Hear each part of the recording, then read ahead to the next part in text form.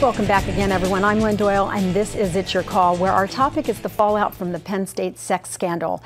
New details and more alleged victims are emerging every day.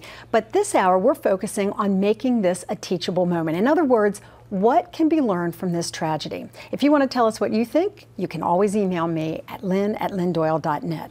We do have a distinguished group of panelists here helping us discern what our rights and our responsibilities are when it comes to suspicious behavior, and we're going to share some of your thoughts with them in just a moment. But first, I want to go to the telephone lines, where we are joined by Sadie LaDove, who is a former prosecutor as well as the former chancellor of the Philadelphia Bar Association, and you know her very well from this show. Sadie, thank you so much for joining us. My pleasure, Lynn. So, Sadie, it's your call. On this particular topic, what is the teachable moment that we as a society can take away from this? The teachable moment is, when in doubt, don't bail out.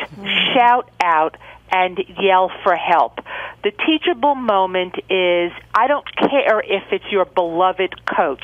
You see a 10-year-old child being victimized, being treated in a way that is inappropriate, you stop it. And if our legislature, which already has bills pending, House bills, there are two House bills in the Pennsylvania legislature right now, 878 and 832.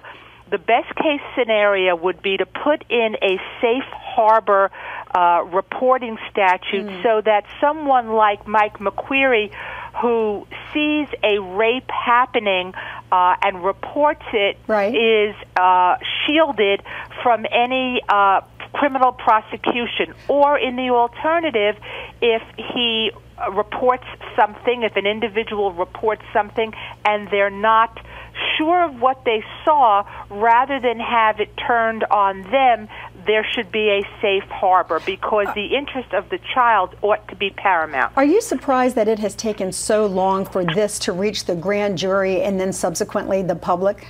The grand jury investigation has taken, I believe, 3 years. Grand jury investigations can be very slow because you have to follow the evidence. And obviously this is very, very sensitive. And frankly, to the credit of the grand jury, you don't want to make a mistake. Lynn, you and I have seen too many situations over the years where there's been a rush to judgment. Rather, go a little slower, build a solid case, and come out with a good result rather than rushing to judgment. There seems to be a very solid case against Jerry Sandusky? Yeah, I think that there is. Okay. Sadie LaDove, thank you so much for your time. We certainly appreciate it. My pleasure. Take care. You as well.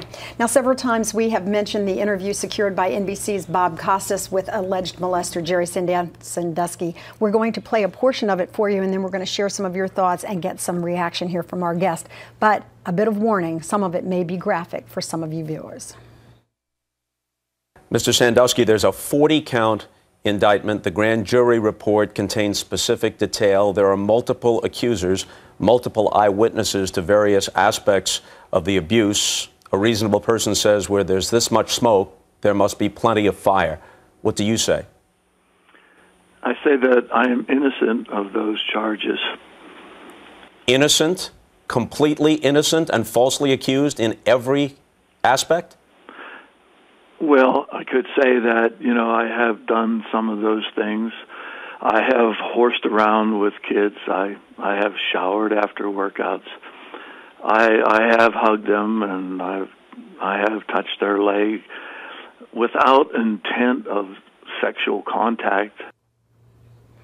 All right, I have to get some reaction first from Dr. Jim Pettigo about the context of what he said and the content of the interview. What do you take away from that as an expert who deals with sex offenders? He seems to me pretty typical of someone who's been caught and having a really hard time. And one of the thoughts I had is that this may be helpful to him in terms of getting the victims to feel sorry for him. He was very kind in lots of ways to his victims, according to what's in the press. And his being on television and looking so distraught, or sounding so distraught and so troubled, may get some of the victims to recant and say, I didn't really mean what I said. Could it also serve as a motivating factor for more victims to come forward, alleged victims, to say, that interview really ticked me off, and so now I am going to tell my story? It will for those who are emotionally pretty mature, but pedophiles typically don't choose emotionally mature kids to abuse. What they do is find very vulnerable kids who are very dependent, and if these become vulnerable, dependent adults, they may not speak up that way. And to that point, if this has happened to them, their lives have been shattered. They didn't start out with a support system. It's unlikely that they were able to move forward in an appropriate developmental way and build a life that would sustain the scrutiny. But back to the phone call. He sounded like a socially, emotionally illiterate person, okay? Not even understanding the language that Bob was putting out there. Bob Costa should have asked him, do you know what a pedophile is, right off the bat? And the way he tried to parlay his activity and normalize it echoes what we heard from Michael Jackson. I mean, this childlike connection to kids and this proclivity is one of the hallmarks of the distortions, the cognitive distortions that these people retain and move forward with. Mark, as an attorney, would you ever want your client who is facing such allegations to say publicly, yes, I hugged them, yes, I touched the leg, yes, I showered, I horsed around, no, I did not have any sexual objective in mind? Would any of that have been advice that you would have passed on to a client? No.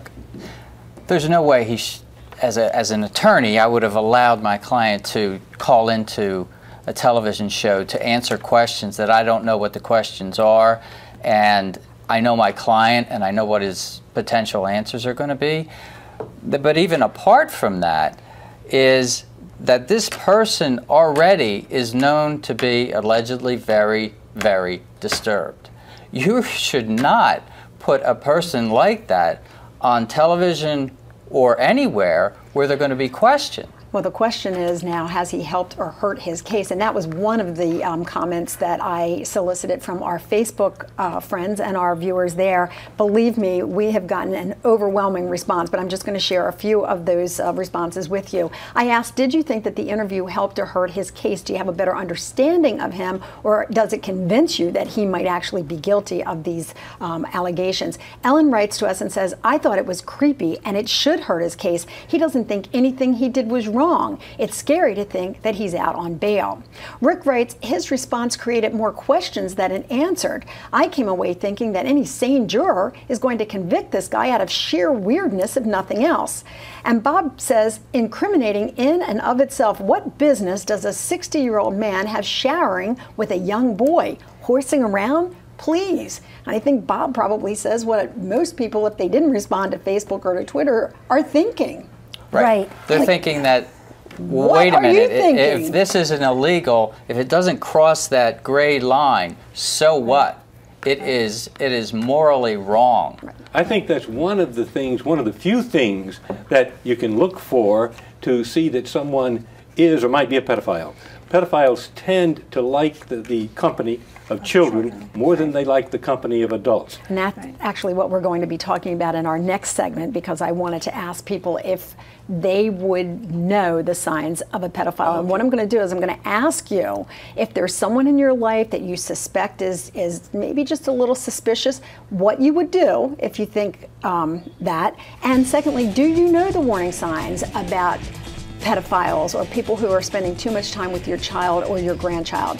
Tell us what you think about that, or questions or concerns that you have, by emailing me during the break. But when we come back, we're going to tell you exactly what you should be looking for and what you should do if you suspect a pedophile is in your midst.